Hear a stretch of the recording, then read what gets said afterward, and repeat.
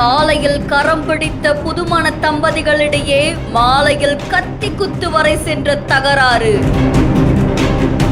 புதுமண தம்பதிகள் இருந்த அறைக்குள் நடந்தது என்ன?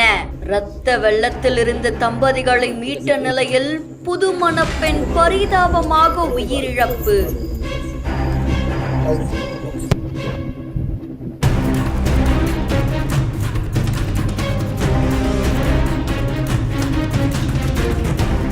கர்நாடகா மாநிலம் கோலார் மாவட்டத்தை சேர்ந்த முனியப்பா அப்படின்றவருக்கு 30 வயதுல நவீன்குமார் அப்படின்ற மகன் இருக்காங்க.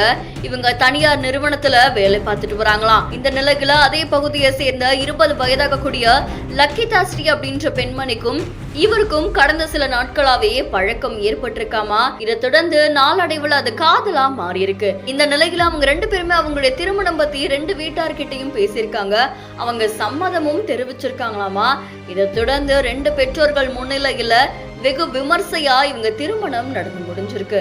காலையில திருமணம் முடிஞ்ச நிலையில மதியானம் புதுமண தம்பதிகளை முனியப்பாவுடைய வீட்டுல இருந்த ஒரு அறையில தங்க வச்சிருக்காங்க.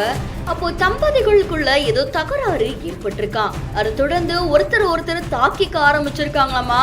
இதுல கூர்மையான ஆயுதத்துல அவங்க 2 பேரும் தாக்க ஆரம்பிச்சிருக்காங்க.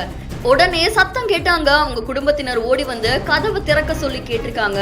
கதவை திறந்த பார்த்தவங்க பெரும் அதிர்ச்சியில உறைஞ்சிருக்காங்க. ஏன்னா 2 பேருமே ரத்த வெள்ளத்துல சுருண்டு விழுந்திருக்காங்க. இதை தொடர்ந்து குடும்பத்தினர் அவங்க 2 பேரையும் மீட்டு சிகிச்சைக்காக மருத்துவமனைக்கு அனுப்பி வச்சிருக்காங்க. ஆனா அவங்கள பரிசோதித்த மருத்துவர்கள் லக்கிதா ஸ்ரீ உயிரிழந்ததா தெரிவிச்சிருக்காங்க. இதை தொடர்ந்து நவீன்குமார் மீட்டு கோலார் அரசு மருத்துவமனைக்கு சிகிச்சைக்காக அனுப்பி வச்சிருக்காங்க. அங்க நவீன்குமாருக்கு தீவிர சிகிச்சை கொடுக்கப்பட்டு வருதாமா. ஆண்டர்சன் பேட்டை போலீசாருக்கு தகவல் கொடுக்கப்பட்டிருக்கு. தகவல் அறிந்து சம்பவ இடத்துக்கு வந்த போலீசார் விசாரணையை மேற்கொண்டு வராங்க. புதுமண தம்பதிக்கிடையே ஏற்பட்ட தகராறு தான் இந்த கொலைக்கான காரணமா அப்படின்னு சொல்லி விசாரணை மேற்கொண்டு வராங்களாம். இந்த சம்பவம் அந்த பகுதியில் பெரும் பரபரப்பை ஏற்படுத்தியிருக்கு.